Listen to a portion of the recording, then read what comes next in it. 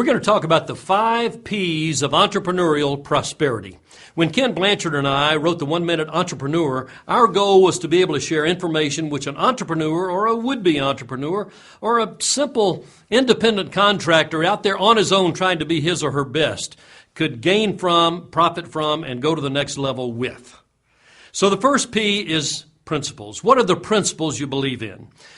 Number 1, do you have a good win-win approach with every relationship you enter, every relationship you are a part of in your business enterprise? I think that's critically important. We need to believe in the solid principles that'll make a difference. Jim Newton wrote a wonderful book years ago entitled Uncommon Friends. He talked about his personal relationship with Thomas Edison and Henry Ford and Harvey Firestone and Charles Lindbergh and the greats of his era, and he had the opportunity to be the personal confidant of all of them. In Jim Newton's book, my favorite line was the line, he said, just remember what Thomas Edison said, what's right is more important than who is right. Maintaining the principles of integrity and doing right and understanding right from wrong and going for the proper approaches can make all the difference in the world. I think another principle we should believe in, if you're comfortable with this one, is seek broad knowledge. Don't be so targeted in your perspective about your business enterprise that you don't pay attention to the peripheral areas that can be a big difference maker. So seek broad knowledge. It's been said that one of the biggest mistakes many entrepreneurs make is they're good at really one thing over here, and maybe it's manufacturing, or maybe it's inventing a device, or maybe it's something else, but many times it's at the exclusion of other critical skills. So have a broad approach in what you know, what you believe. Speaking of what you believe, your belief system is a critical part of the principles you believe in. Your belief system determines your behavior. The premises that you have embraced about running your business, the philosophies you believe in, be clear about those, be clarified, and have those win-win relationships in place to make a difference. Cavett Robert had a great definition of character he articulated a few years ago. He said, character is the ability to carry out a resolution long after the mood in which you made it has left you. It's about follow-through. Do the right things. That's the first thing. Be principled. Number 2 is priorities. Are you a good goal setter? It's what priorities must be based on. We've got to have clear visions and solid goals if we're going to be able to prioritize what we're going to be doing. And I think one of our goals should be that we make sure that training is a key element of being able to establish priorities and go after them in a vigorous and positive manner. And if we'll do that, we'll be very, very good in creating an organization or getting the right people around us to get the job done that we know is a part of our prioritization process. Also, coaching. Coaching is so critical today because you need to get in place the right skill sets with everybody who is a part of your team. And coaching is helping people develop the habits which must be developed and utilized and implemented to be successful. And also in prioritizations, we got to make sure that we've got our daily task list in place. If we got our daily task list in place, we're going to go after the important things and the most highly productive opportunities first and foremost. That'll help us zero in on what to do and when to do it. Always be asking yourself the question, what is the thing I should do now for maximum productivity and the reaching of the goals that have been set? The third P is passion. Again, the visions and goals are in place now. You've got them in writing. They're clarified, and that's a very good thing because until that clarification process takes place, we tend not to be nearly passionate enough. If your passion is in place, if your fire in the belly is there, you're going to be a high-energy individual. You're going to have a strong work ethic. That is predictable. You'll be one who will persevere. I believe in the premise that you never lose until you give up. And if you never give up, you're never going to lose. Just keep on keeping on. Now, what is fire in the belly anyway? It's the excitement that we feel from within, based on the facts that we have clarified those goals and we know what we're going for. Now, where does fire in the belly come from? I think everybody has 2 self-images. We have a present self-image and a projected self-image.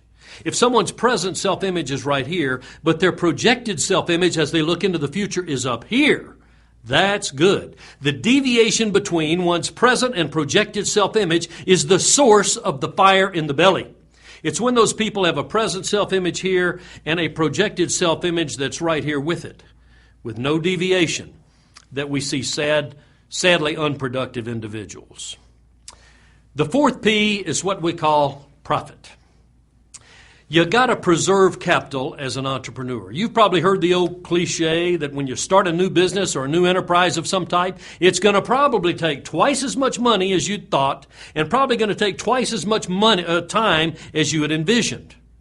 So let's make sure we're in a preservation process there. Now, there are three ways you can make more money. Well, one way is you can sell more. You can increase revenues. Number two is you can have fewer expenses. So watch the expenses. The third thing is do a good job of doing both.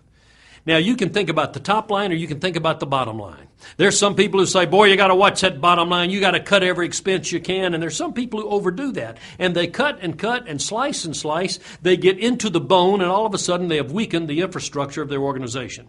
I contend, sure, you got to watch that bottom line, but also be watching that top line. Because I am convinced that very few organizations have any problems that more sales won't solve. Go for a vigorous top line. Don't be so focused on cutting, slashing that you overlook the opportunities of the marketplace. Ken Blanchard has a great line I learned from him when we were writing the book. He said, profit is the applause you get from your customers for a job well done. Great perspective. The fifth P is people. When we think about people, we know the importance of our team. You know, companies are not just bricks and mortar. Far more important than any bricks and mortar are the team members who are making things happen there. And if we honor our team members, and let's treat them as internal customers, and let's treat them with great respect, let's work well together, let's don't ever under-communicate, always over-communicate when you can, always provide the training and the coaching that they need, and give them what they require to be successful, and you're going to do a good job of growing your business by focusing on your people. But every now and then there's a problem. How many of you have ever found yourself working with a weirdo? Hey, sometimes it happens. What's the definition of a weirdo? Somebody who's different from you. Well, it can be frustrating, but once in a while you're working with somebody and you have difficulty figuring out where they're coming from, and you'd almost like to stick a screwdriver in their ear and reprogram their brain. Well, that's not practical. What is practical is let's learn our people skills. Let's make sure that we're going to do everything in our power to be adaptable in our behavioral process. You can't change the behavior of another person, but you can alter your behavior to be more adaptable in dealing with them. Now, there are three categories of customers you'll be dealing with as an entrepreneur. One is the external customer. You got to keep them happy. You know, Dr. Peter Drucker had a great line. He said, the purpose of a business is to attract and retain customers. Now, the attracting, hey, that's that top line. That's going after sales. Sales and marketing, you betcha. Critically important. The retaining is about service.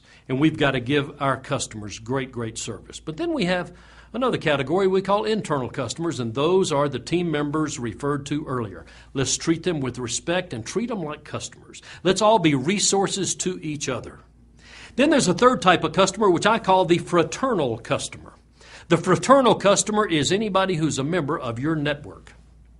You hear a lot today about networking and the importance of getting out there and making contacts and having alliance and fraternizing with people with whom you can develop a business relationship. Awfully important. Pay careful attention to the people in your business life. I hope these 5 P's of entrepreneurial excellence and prosperity are helpful to you. Best of luck in your entrepreneurial endeavors.